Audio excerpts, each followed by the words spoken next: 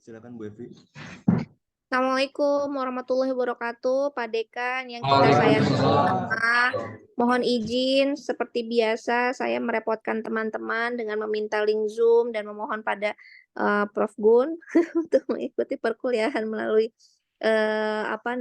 online. Salam sejahtera untuk kita semua. Om Swastiastu, Namo Buddhaya, salam kebajikan. Semoga teman-teman sehat semuanya. Belajar kita bersama-sama memetik ilmu dari Bapak dosen kita yang sangat luar biasa. Prof. Gun izin hari ini kelompok saya dan rekan-rekan ingin membahas terkait relasi kuasa dan dinamika isi media, studi ekonomi politik media di grup MNC pada pemberitaan hak angket di iNews TV. Jadi yang kita teliti adalah pemberitaan terkait hak angket. Kan kemarin sempat ramai ya Prof, setelah pemberitaan Pilpres, kemudian muncullah hak angket. Mengapa kemudian penelitian ini menjadi penting? Karena berdasarkan data dari Komisi Penyiaran Indonesia, objek yang kami teliti iNews selama masa pemberitaan pilkada, terutama jelang pemberitaan hak angket ini mendapatkan beberapa teguran Pak dari KPI karena menampilkan ketidakberimbangan terkait pemberitaan kepemiluan. Nah, mengapa penelitian ini menjadi penting juga, tapi ini berbanding terbalik dengan apa yang disajikan oleh Nielsen, bahwa memang ternyata iNews, terutama MNC, untuk pemberitaan politik ternyata masih mendapat tempat di hati masyarakat dengan share rating yang lumayan tinggi nih, Prof, terkait pemberitaan. Nah, kenapa kita mengambil hak angket? Karena ini juga menjadi pokok bahasan yang juga banyak dibicarakan ya di beberapa media. Sebentar ya, Prof ya.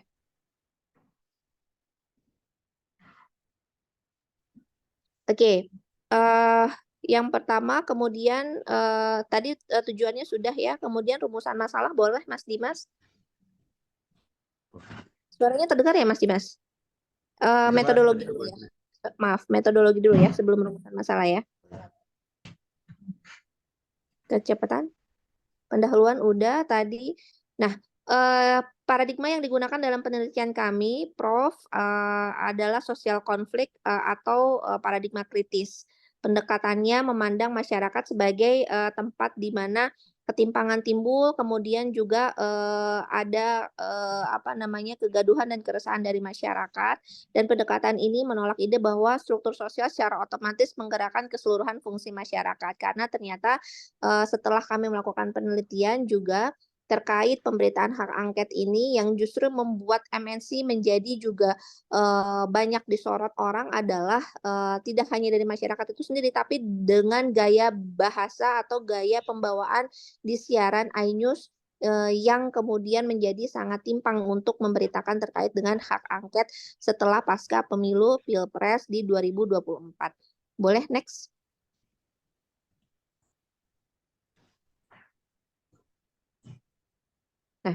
Teori yang digunakan, ekonomi politik media dari Vincent Mosco, merupakan kajian tentang relasi sosial, khususnya konteks kekuasaan yang seimbang dan berperan penting dalam apa yang kami lihat adalah proses produksi dari pemberitaan tersebut, kemudian distribusi dari berita, dan bagaimana konsumsi sumber daya termasuk sumber daya komunikasi yang dilakukan baik di dalam proses produksinya maupun ketika siaran tersebut tersaji di layar kaca.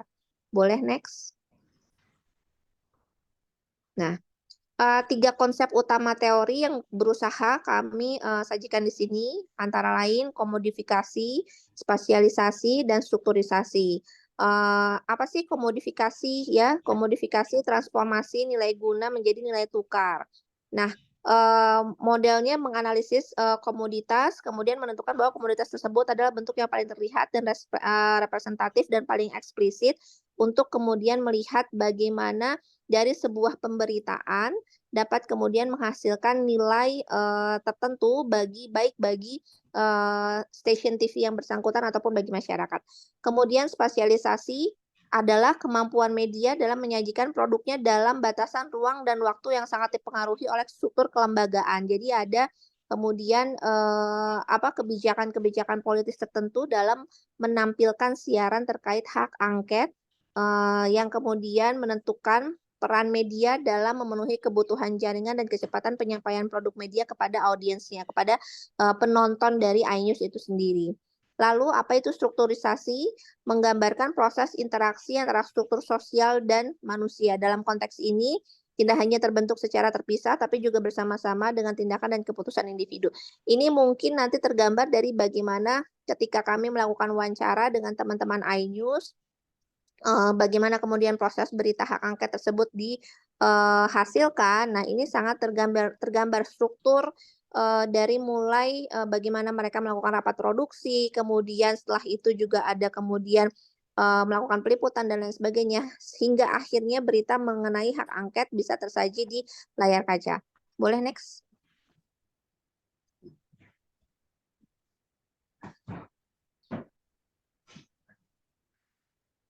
Nah, komodifikasi sendiri dibagi menjadi beberapa, yaitu ada komunikasi isi, komunikasi pekerja, dan komunikasi, audiens. Komunikasi isi atau konten, merupakan usaha pelaku media dengan menggunakan teknologi-teknologi yang ada untuk mengubah pesan menjadi sesuatu yang punya makna. Nah, misalnya dalam hal ini untuk pemberitaan hak angket di iNews, komodifikasi konten itu artinya dari gagasan misalnya yang dimiliki oleh produser, kemudian dituangkan dalam bentuk naskah dan lain sebagainya. Nah, kemudian komunikasi pekerja, artinya media memainkan peran kunci dalam menggerakkan proses produksinya. Pekerja media juga mencakup peran pekerja media juga mencakup proses distribusi, kemudian memanfaatkan tenaga dan pikiran pekerja media secara optimal. Artinya, orang-orang yang berada dalam satu program untuk menghasilkan berita, terkait hak angket itulah masuk ke dalam komunikasi pekerja. Lantas ada juga komunikasi audiens. Komunikasi audiens menjadi sumber utama pendapatan melalui iklan. Setelah kemudian, pemberitaan terkait hak angket tersebut muncul di layar kaca, lalu kemudian akan ada hasil dari share rating. Nah, hasil ini yang kemudian bisa digunakan oleh pemilik media untuk kemudian istilah kasarannya jualan ya kepada para pengiklan bahwa di program tersebut, di waktu tersebut, share rating-nya tinggi, nah kemudian bisa menghasilkan pundi-pundi rupiah bagi, eee eee, media yang bersangkutan. Boleh next? Nah, hasil temuan. Kemarin kami melakukan wawancara dengan, beberapa lapis, pemangku program.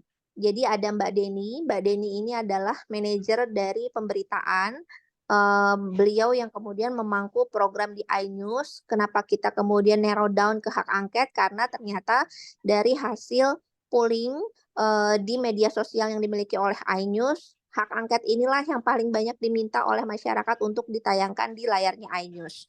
Nah, setelah itu, baru kami melakukan wawancara dengan Mbak Atika Suri. Jadi Mbak Atika Suri ini adalah, corporate secretary dari, MNC Group. Kami ingin melihat seberapa besar kemudian, relasi, kuasa yang bisa berkaitan dengan, politik ekonomi di dalam iNews itu sendiri setelah kemudian, mereka melakukan diversifikasi dan juga,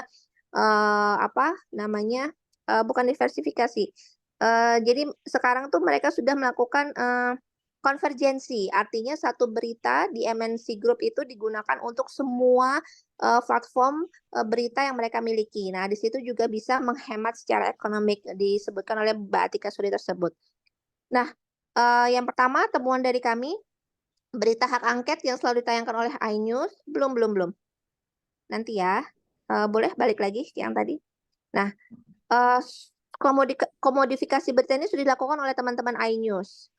Peneliti menemukan bahwa berita pada tanggal 5, Maret 2024, berita yang mengangkat tentang hak angket 4 kali ditayangkan dari mulai tarik ulur hak angket, sampai kemudian ada sidang paripurna, kemudian ada rapat paripurna, kemudian juga, di sini juga diangkat lagi untuk menaikkan rating mereka dengan mengangkat rapat paripurna dihujani interupsi, sampai akhirnya di iNews sore itu tadi iNews pagi, di iNews sore tanggal 5 bulan 3 ada berita terkait hak angket dibahas di sidang paripurna.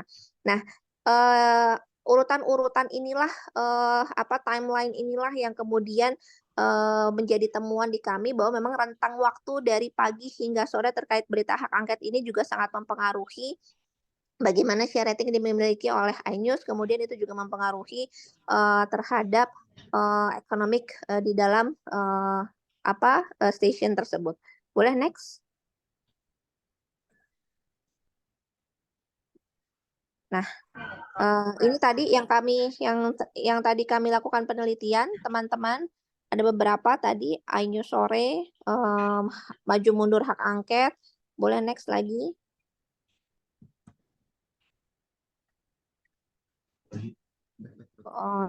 Nah, ini juga salah satunya adalah pemberitaan yang dilakukan oleh iNews, fraksi di DPR minta gunakan hak angket. Mereka masih kemudian dalam rentang waktu yang sama membahas terkait dengan hak angket sampai beberapa hari ke depan juga selain tanggal 5. Kami memang melakukan penelitian hanya di tanggal 5 ya, Prof. Tapi rentang waktu tanggal 5 sampai tanggal 10 sejauh yang kami pantau juga masih memberitakan terkait dengan hak angket tersebut. Boleh next? Ini beberapa ya yang tadi sudah disebutkan. Nah, kemudian spasialisasi. MNC Group melakukan spasialisasi baik vertikal maupun horizontal dengan cara pemilik dari MNC Group, Bapak HT, memperluas jalur bisnis dengan perusahaan-perusahaan yang tidak sejalur dan berada di bawah naungan MNC Group ya, ini bukan media group, yaitu pada sektor service, hospitality, dan investment. Nah, kenapa kemudian ini kita berusaha untuk tampilkan, Prof, gitu? Karena ternyata ini yang kemudian core bisnis ini yang kemudian ternyata menjadi core bisnis utama justru gitu ya, di luar pemberitaan yang mereka lakukan gitu. Ini keterangan dari Mbak Atika Suri bahwa memang tidak tidak core bisnis dari sisi pemberitaan mereka yang menjadi sangat krusial bagi perusahaan MNC Group, tapi justru dari yang di luar dari pemberitaan. Jadi ada hospitality dan lain sebagainya. Nah, ini adalah jejaring dari media MNC. Jadi mereka punya beberapa, ada MNC Vision, kemudian ada Motion Digital, MNC Land. Kalau Land itu salah satunya adalah perumahan-perumahan yang mereka bangun ya, ada di Lido, kemudian juga ada tidak hanya itu sampai ke batubara ya, ada di Coal Resources, kemudian migas. Nah, gurita-gurita bisnis MNC ini justru yang kemudian membiayai untuk media yang mereka miliki gitu. Nah, dari sini kemudian mereka bisa melakukan free to air untuk RCTI, MNC TV, GTV, dan iNews di luar iklan-iklan yang masuk ke dalam platform media yang dimiliki oleh MNC Group. Boleh next?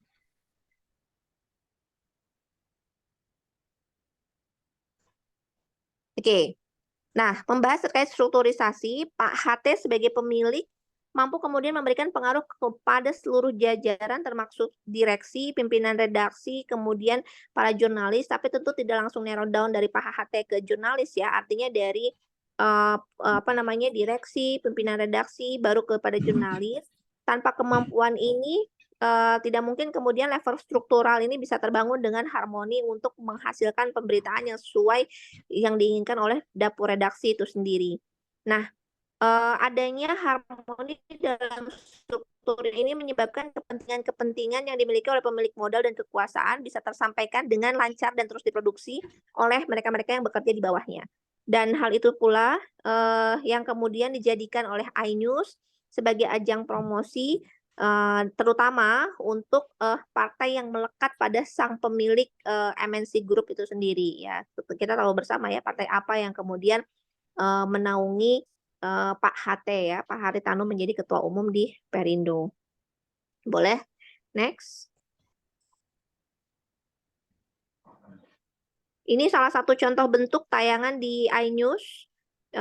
Bagaimana kemudian ini lebih kita melihat relasi kuasa juga ya di dalamnya ya, selain political economic yang ada di body di tubuh MNC itu sendiri. Next.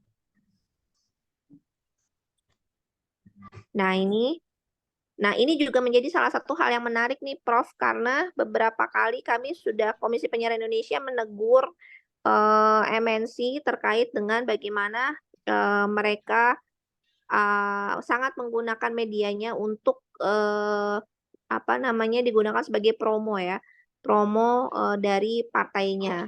Nah, tapi kemudian alasannya adalah karena memang ada aturan dari KPU yang membolehkan, jadi mereka menggunakan hak itu untuk menampilkan Perindo. Tapi dengan jumlah yang sangat berlebih dari yang dibolehkan oleh KPU, tentu saja hal ini juga menjadi temuan di KPI ya, gitu. Itu kerugian secara ekonomi juga mereka menyampaikan bahwa memang kerugian secara ekonomi juga masuk ketika meskipun ini tidak bayar ya, mereka menggunakan platform medianya dia untuk beriklan. Tapi mereka sampaikan justru ini ketika masuk di platform non digital, non terestrial, ketika masuk di YouTube misalnya banyak kemudian AdSense yang masuk kepada MNC. Nah, Mbak Tika Suri menyampaikan demikian. Itu menarik juga untuk diteliti. Boleh next? Nah, kesimpulannya adalah iNews TV yang dimiliki oleh konglomerasi media Nusantara Citra memiliki daya kreativitas tinggi, kemudian juga memiliki pekerja-pekerja yang kreatif untuk mendapatkan eksistensi di dunia televisi yang bisa menghasilkan monetisasi pada setiap berita yang diunggah ataupun yang disajikan di layar kaca. Sehingga memunculkan sebuah keyakinan oleh sebagian masyarakat bahwa memang iNews atau RCTI atau kemudian apapun yang berada di MNC Group adalah sebuah perusahaan yang sangat menjanjikan, dipandang sebagai perusahaan yang masih kuat hingga saat ini. Nah, iNews sebagai portal berita menarik terhadap beberapa bukan menarik, artinya iNews sebagai portal berita menggunakan atau memanfaatkan isu-isu yang sedang hype di masyarakat, salah satunya yaitu seputar hak angket DPR yang kami angkat di penelitian ini. Dan iNews mau tidak mau dari hasil penelitian yang kami dapatkan memiliki relasi kuasa yang sangat tinggi pada dinamika isi medianya. Hal ini bisa dilihat dari yang tadi disampaikan dari proses komodifikasi, spasialisasi, dan strukturisasi yang dipaparkan di penelitian kami. Mungkin itu Prof yang bisa kami sampaikan dari kelompok kami. Lebih dan kurangnya mohon maaf. Silahkan bila ada masukan atau pertanyaan. Terima kasih.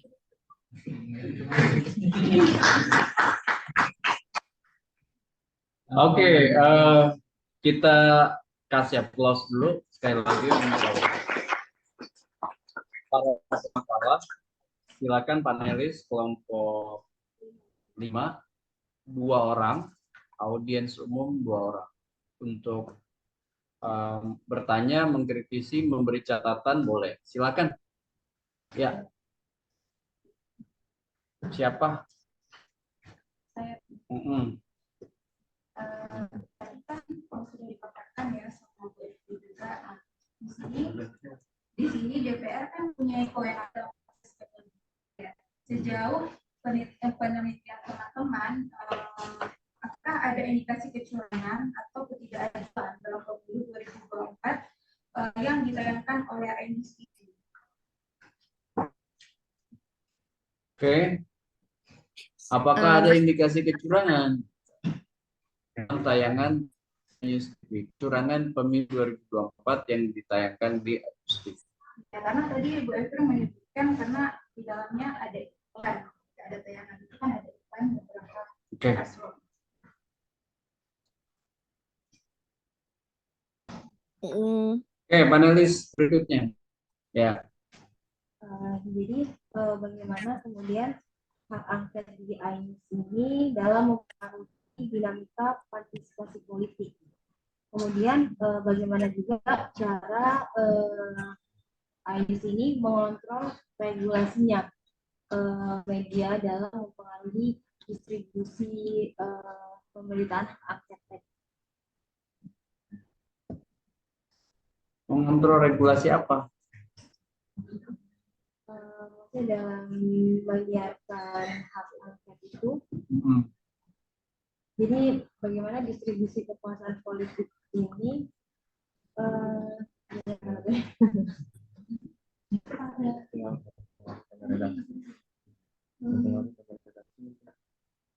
Gimana, Prof? Nggak dengar saya. Boleh lebih kencang diulang. Bagaimana hak angket INEWS ini dalam pengaruhi dinamika Mana sih hak angket itu gimana? Hak angket itu DPR. maksudnya penyiaran Pemberitaan. pemberitaan hak Pemberitaan hak angket di iNews ya. ini mempengaruhi dinamika partisipasi politik dalam perubahan sosial politik, ya, konteksnya dalam perubahan sosial politik. Mudah-mudahan bisa dipahami. Iya, ya. Apa namanya, saya yakin meaningnya bisa ditangkap ya. Ya, oke, kita diskusikan. Silakan. Mungkin Siti mau, di Romla mau komentar atau Sandy.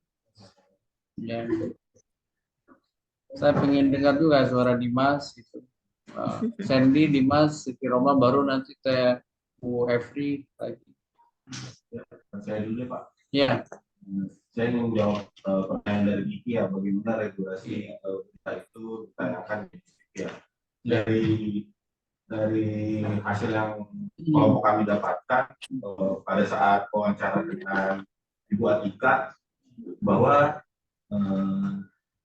media itu harus banyak sadar diri atau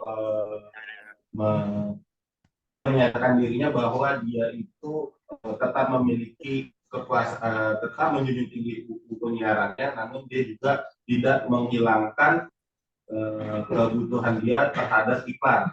Dan pada penelitian hak angket ini memang dari pemberitaan dari wawancara yang kita lakukan, Bu Atika ini tetap menjawab normatif. Jawabannya bahwa berita yang kita tayangkan ini kebutuhan masyarakat atau kebutuhan yang halayak, makanya diberitakan. Namun pada saat dilakukan penelitian lebih dalam dengan kita melihat apa yang dilakukan oleh iNews, hal itu berbanding terbalik dengan apa yang dikatakan oleh Bu Atika. Dalam kenyataannya pemberitaan hak angket ini memang sangat syarat akan relasi politik di media MNC tersebut seperti itu.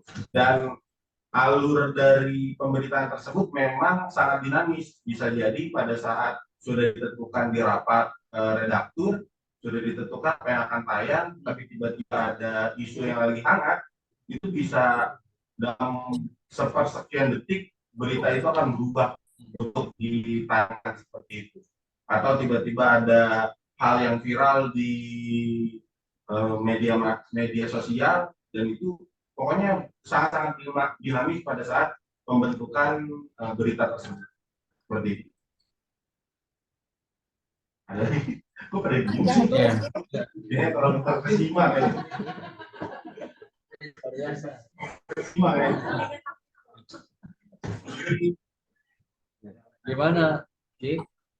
Dari jawaban Sandy, puas atau mana? Cukup ya? Oke. Jawaban yang kedua dari pertanyaan kedua, silakan. Izin jawab pertanyaan di nomor 1 terkait adanya tayangan soal imigrasi kecurangan. Itu ada Pak. Jadi apa namanya, iNews itu juga tadi yang sepakat sama Bang Sandy, bahwasanya sebelum berita itu ditayangkan kan memang ada media orang risetnya dulu gitu, kalaupun apa namanya, terlepas dari nanti ternyata kecurangan atau tidaknya, itu tetap ditayangkan gitu. Dan maksudnya kayak di apa namanya, di video itu di YouTube juga, kalau kita tahu pengen nulis lagi itu ada di kita ada di YouTube yang bulan lalu, kayak seperti tayangan pada bulan 27 Februari, ragam indikasi kecurangan pemilu jadi sorotan, kayaknya juga menayangkan itu gitu. Nah terus juga di pokoknya di Februari enggak, maksudnya itu dari iNews-nya sendiri, tayangan dari iNews-nya sendiri. Iya, tayangan dari iNews-nya sendiri. Maksudnya tayangan enggak dari pihak iNews-nya yang Mungkin iya bantu betul dari pihak iNews-nya.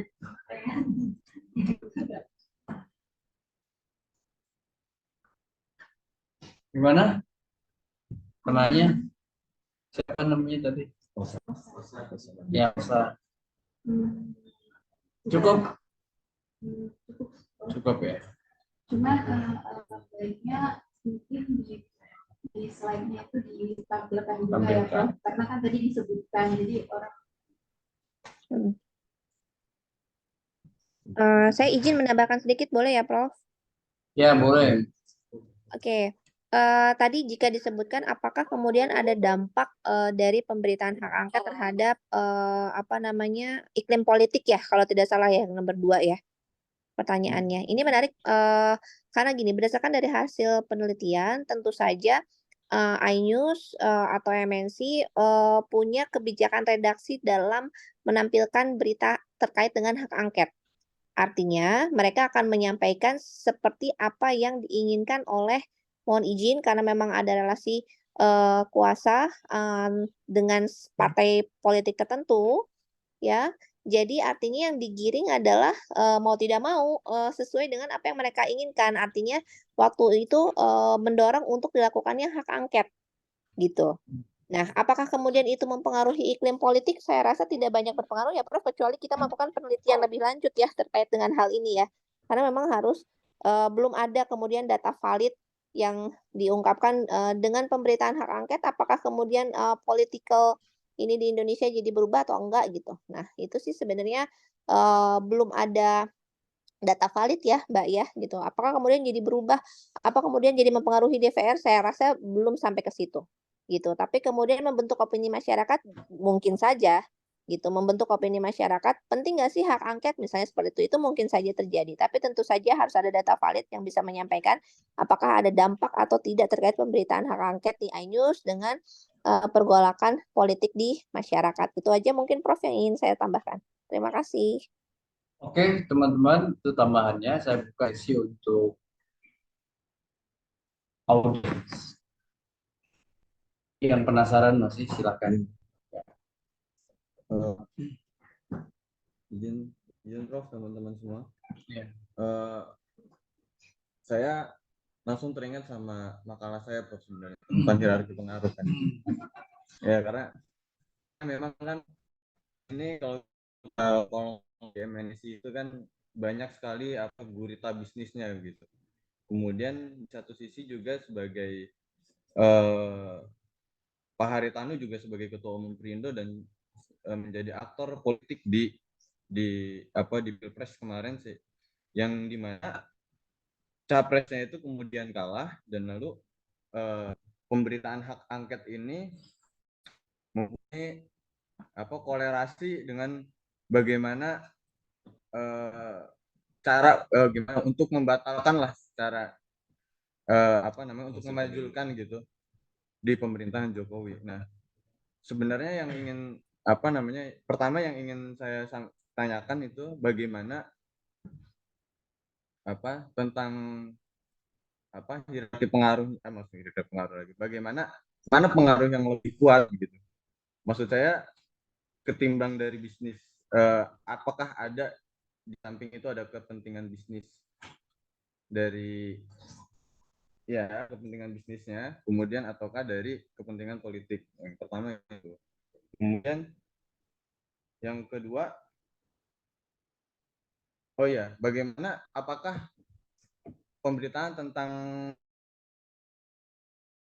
ini sudah dilakukan upaya dengan diambil dari berbagai macam perspektif gitu. Maksud saya ketika mengajukan angket tentang hak angket tentunya ada pihak-pihak yang kemudian menolak gitu ya hak angket. Apakah itu juga disampaikan gitu? Apakah memang di sini tidak terlihat keberimbangan apa yang dilakukan oleh iNews TV? Mungkin di situ. Oke, clear. Satu lagi? Oh enggak, ya, cukup satu.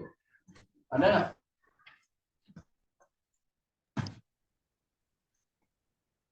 atau belum ngerti atau belum paham kayaknya.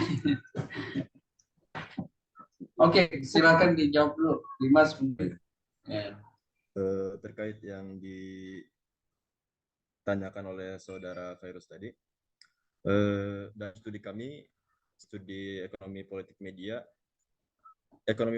memainkan peran yang signifikan yang tentunya mempengaruhi pemberitaan di grup MNC, khususnya terkait hak angket. Nah, di beberapa cara pandang yaitu bagaimana ekonomi politik media mempengaruhi isi pemberitaan tersebut. Pertama, ada kepemilikan dan juga kontrol, kepentingan bisnis, tekanan politik, dan juga kebijakan editorial. Kepemilikan dan juga kontrol. Grup MNC sebagai bagian dari konglomerat atau konglomerasi media memiliki kendali yang kuat atas media yang dimilikinya, termasuk iNews TV. Dan hal ini mempengaruhi isi dan juga arah pemberitaan agar sesuai dengan kepentingan politik atau ekonomi mereka. Balik lagi ini kepada konglomerasi media ataupun owner dari media tersebut. Kemudian dalam kasus pemberitaan hak angket, pemilik media dapat arahkan kita untuk mendukung atau menentang pihak-pihak tertentu yang berkaitan dengan hak angket tersebut. Kemudian ada kepentingan bisnis. Grup MNC juga memiliki berbagai kepentingan bisnis yang bisa mempengaruhi pemberitaan. Misalnya, jika hak angket terkait dengan regulasi atau kebijakan yang bisa mempengaruhi bisnis utama MNC, maka pemberitaan tersebut bisa di-framing untuk mendukung posisi yang menguntungkan perusahaan. Dan berita itu dapat disusun sedemikian rupa untuk menuruti argumen-argumen yang mendukung kepentingan ekonomi MNC. Terus kemudian ada tekanan politik. Pada hal ini, media di bawah grup MNC mungkin berada di bawah tekanan politik untuk memberitakan isu-isu tertentu terkait kepentingan politiknya, yaitu mendukung pihak-pihak tertentu dalam pemberitaan ataupun politik. Pemilik media juga memiliki hubungan dekat dengan politik ataupun partai tertentu dan dapat menggunakan pemberitaan atau medianya untuk membentuk opini publik yang menentukan mereka. Baik lagi. Kemudian dalam pemberitaan hak angket ini bisa berarti penekanan dan juga sudut pandang yang mendukung pihak-pihak yang memiliki relasi baik dalam pemilik media.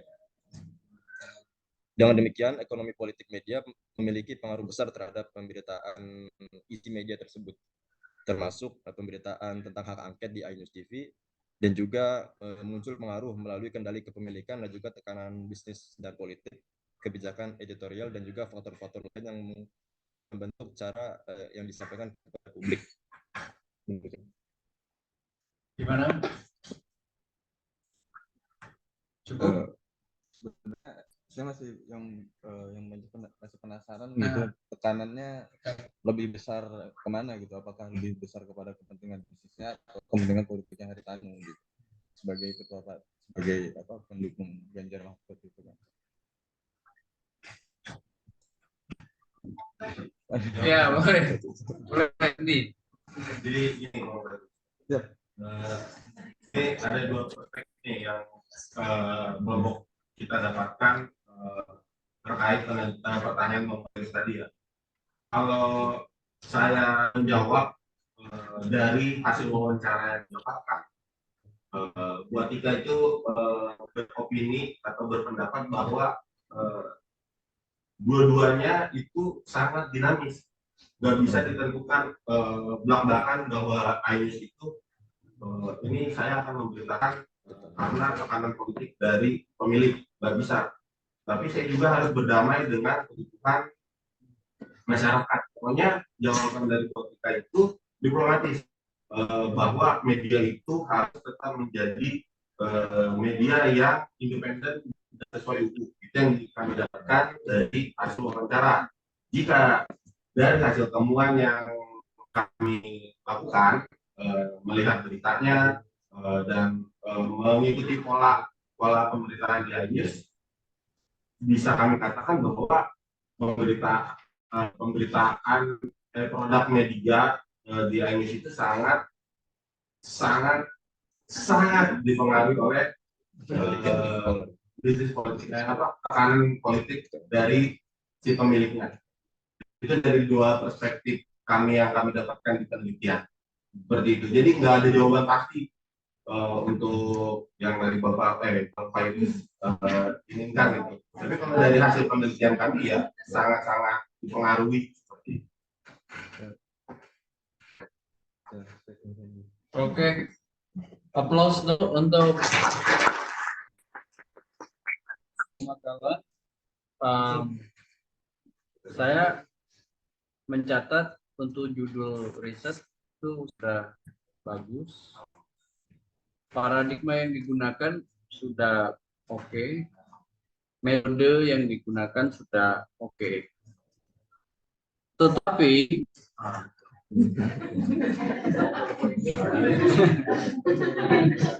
itu banyak hal yang masih problematik.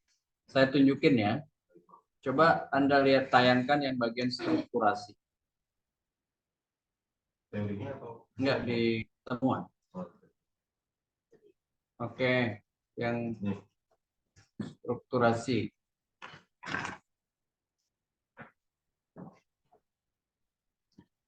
Bawahnya, temuannya. Oke. Jadi pertama di bagian strukturasi. Ada konfirmasi dari apa yang tayang. Oke. Berikutnya juga coba. Ini satu kan ya. Dua ini kan. Oke. Nah, dua contoh temuan data penelitian ini tidak relevan. Karena tidak bicara soal hak angket. Paham nggak maksud saya? Jadi konsistensi dalam menampilkan data itu penting. Harusnya seperti di bagian komodifikasi. Kalian kan di bagian komodifikasi coba lihat.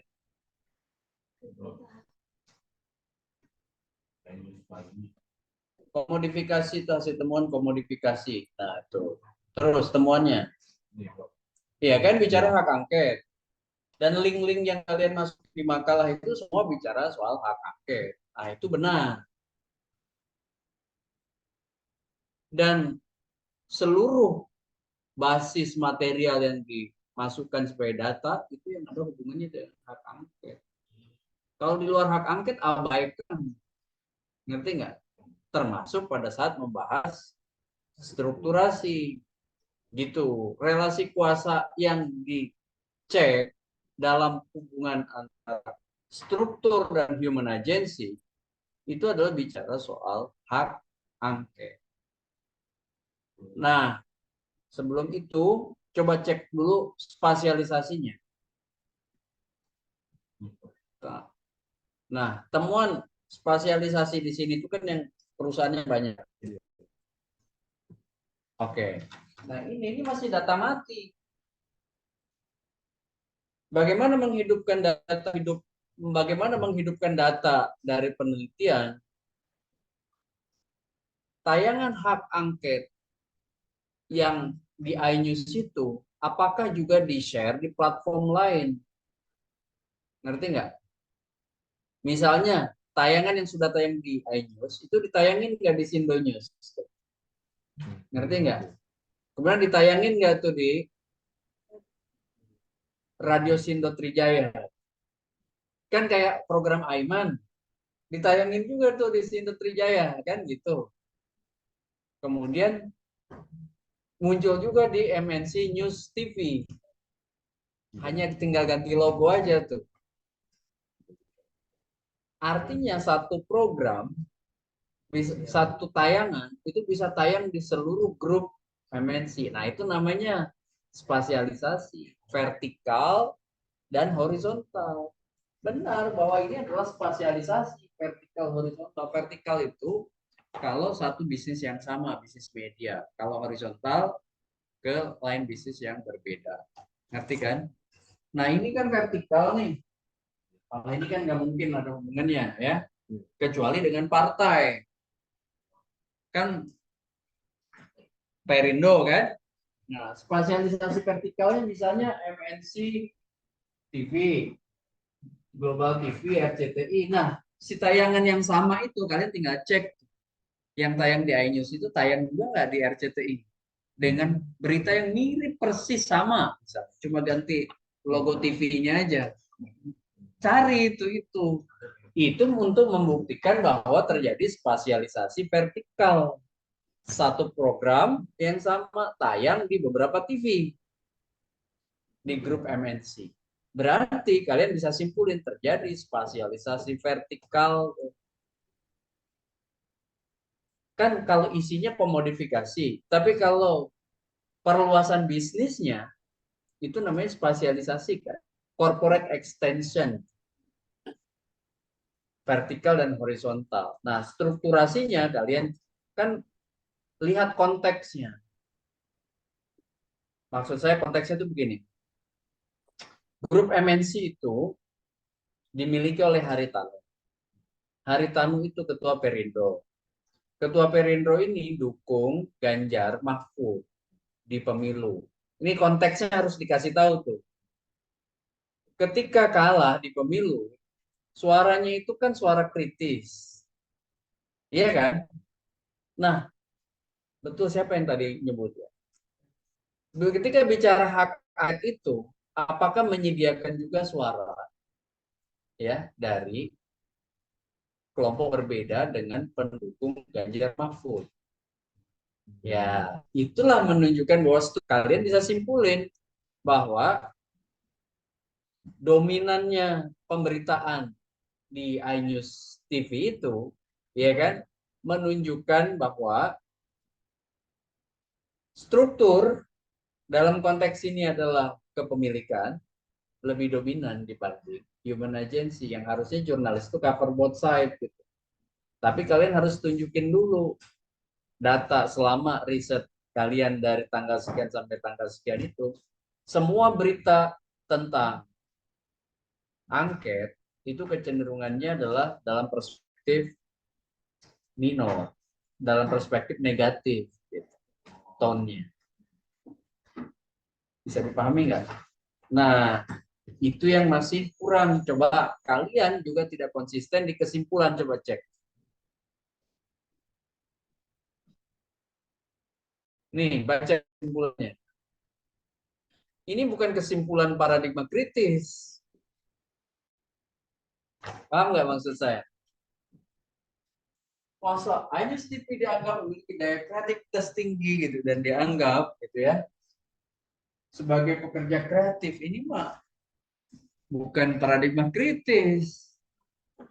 Yang namanya kalian tuh udah di awal udah declare paradigma kami adalah social conflict, ya kan, yang melihat bahwa gitu apa namanya realitas itu menunjukkan ketidaksetaraan. Nah, harusnya kan simpulannya terjadi, ya kan, hegemoni pemberitaan, ya kan, dalam hak angket yang kalian hubungkan dengan konteks, ya kan? Pada pemilu 2024, grup MNC sedari awal, ya kan, itu punya afiliasi politik dalam konteks mendukung paslon 03.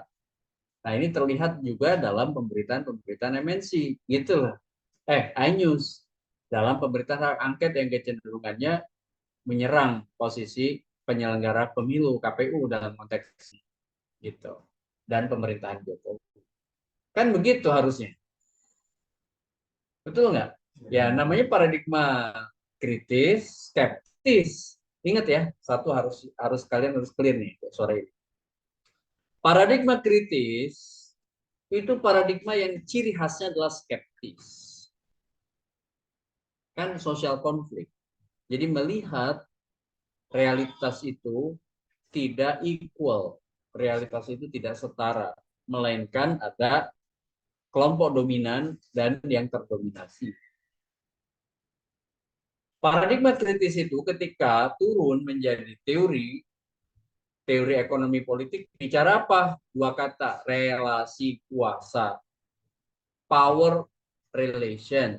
Itu ekopol, power relation. Jadi ekonomi politik bukan ekonomi dan politik. Ekonomi politik adalah satu entitas. Clear? satu entity. Ngerti nggak entity? Entitas ngerti nggak orang Malaysia? Ngerti kan? Jadi satu entitas. Surat kaleng itu satu entitas. Jangan diterjemahin surat adalah, kaleng adalah. Itu yang saya maksud. Satu entitas.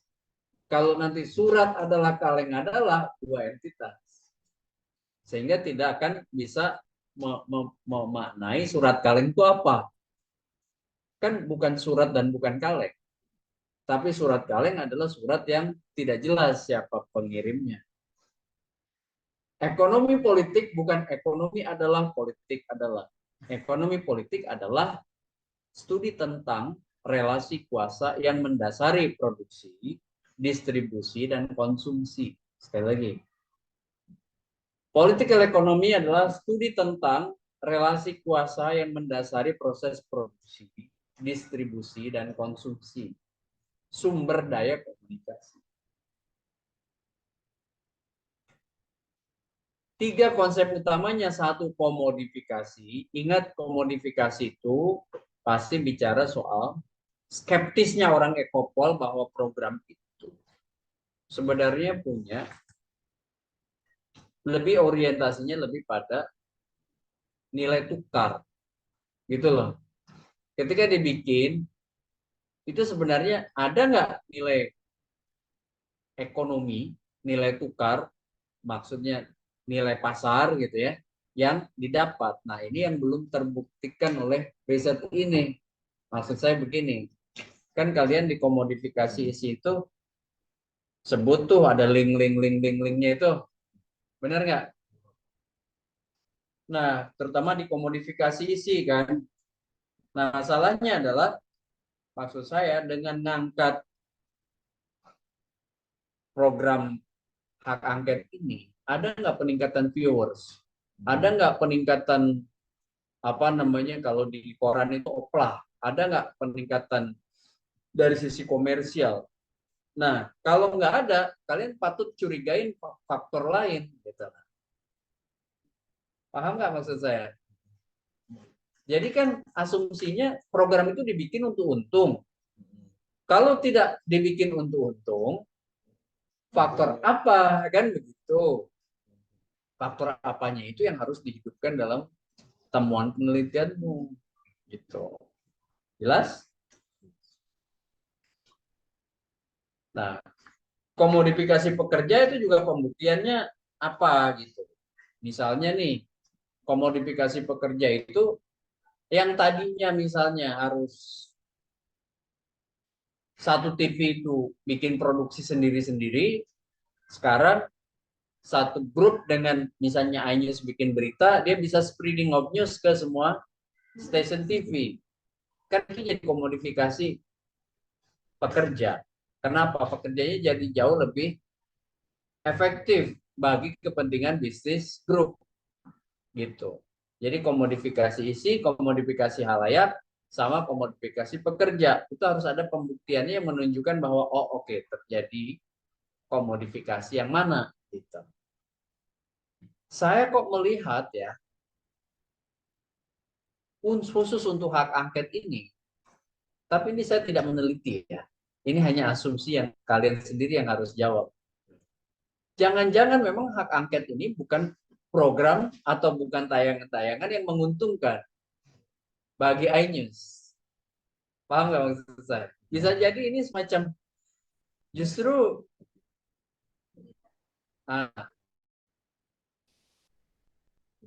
dibikin hanya untuk manuver politik. Jadi nanti kalian bisa kasih disimpulan, strukturasi itulah yang lebih bisa menjawab pemberitaan hak angket ini di iNews TV, bukan komodifikasi, ngerti nggak? Salah satu simpulannya kan bisa begitu. Kenapa? Karena bisa jadi karena ditugaskan oleh grup yang kebetulan grup itu berafiliasi dengan 03. Sehingga hak angketnya dihidupin sebagai bahan bakar untuk membentuk opini. Cuman ini asumsi saya, bukan asumsi peneliti. Ngerti nggak? Nah, itu yang kalau kalian bersepakat, cari buktinya gitu loh. Kalau nggak bersepakat ya nggak apa-apa. Enggak kok ada modifikasi, buktiin. Nah, saya yang belum dapat buktinya dari makalah ini gitu loh. Kalau ditanya, saya tanya beberapa produser ya, Dani itu, suaminya Dani itu juga saya kenal. Ya.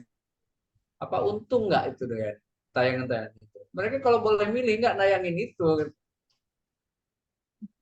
Kalau tayangan selebriti laku, ya kan? Atau tayangan misalnya yang apa namanya, yang lucu-lucu mungkin, ya kan? Atau tapi atau politik yang kira-kira apa namanya lebih bisa diterima oleh banyak orang. Kalau selama pilpres kan kecenderungan partis pada 03. Nah, jangan-jangan hak angket ini sebenarnya bukan sisi komodifikasi isi, tapi lebih pada strukturasi pola hubungan antara pekerja media dengan struktur di mana MNC itu ada, di mana struktur tertingginya adalah owner apa namanya Pak Haritanu yang kebetulan ketua umum Perindo dan Perindo mendukung 03 gitu. Nah, ini. Jadi teman-teman peneliti itu seperti investigator, ya kan? Apalagi Ekopol tuh. Makanya Ekopol tuh sering disebut sebagai investigative research. Kalau Anda meneliti Ekopol, nggak bisa melihat hanya dinding, tapi behind the structure. Gitu, Mas. Jadi kalau saya lihat Anda pakai jilbab, kalau saya peneliti Ekopol, jilbabnya bagus ya, modenya begini, enggak. Saya akan tanya, kenapa Anda berjilbab? Behind structure-nya apa? Apakah karena diwajibkan kampus? Apakah karena kesadaran individu? Ya kan?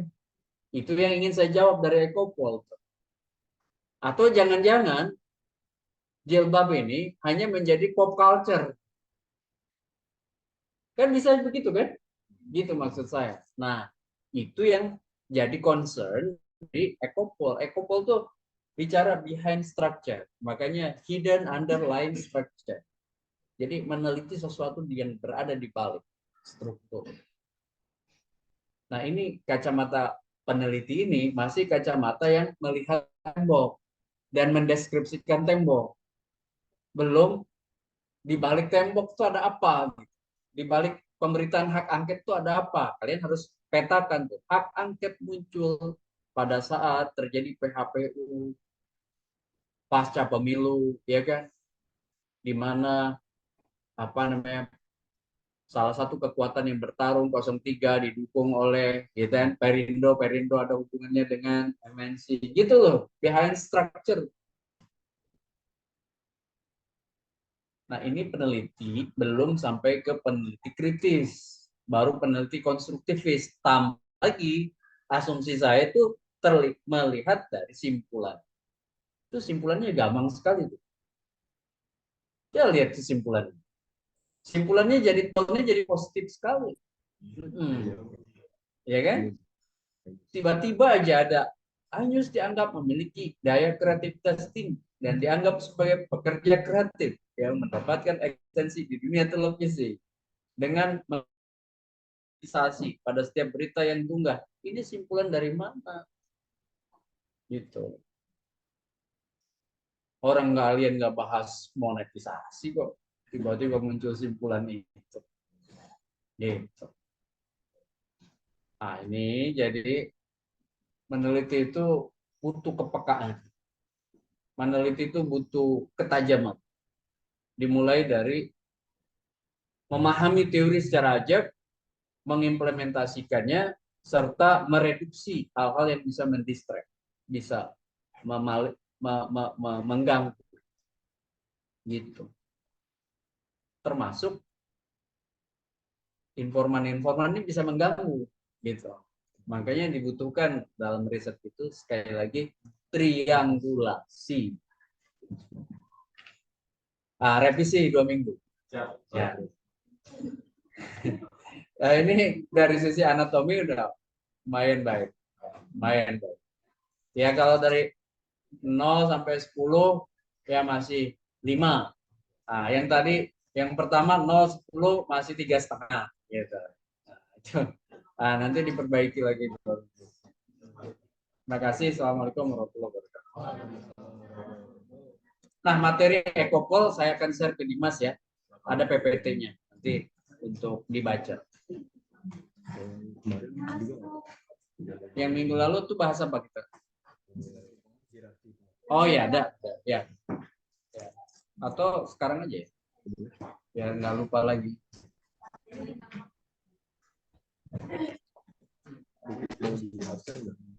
Ya, bisa. Karena belum bikin dari sebelumnya.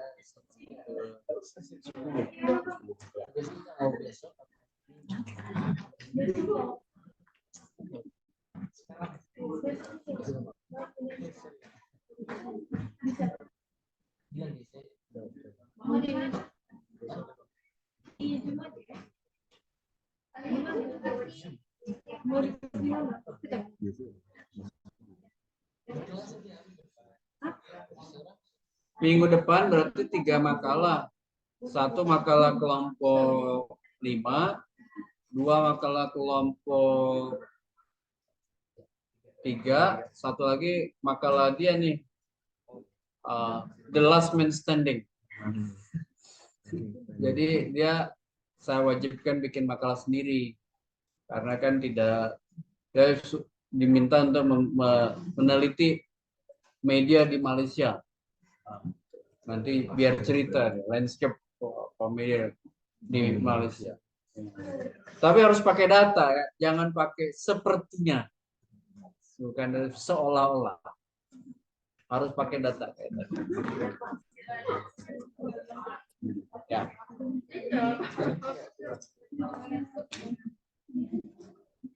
Mas ada di sini bisa email dulu.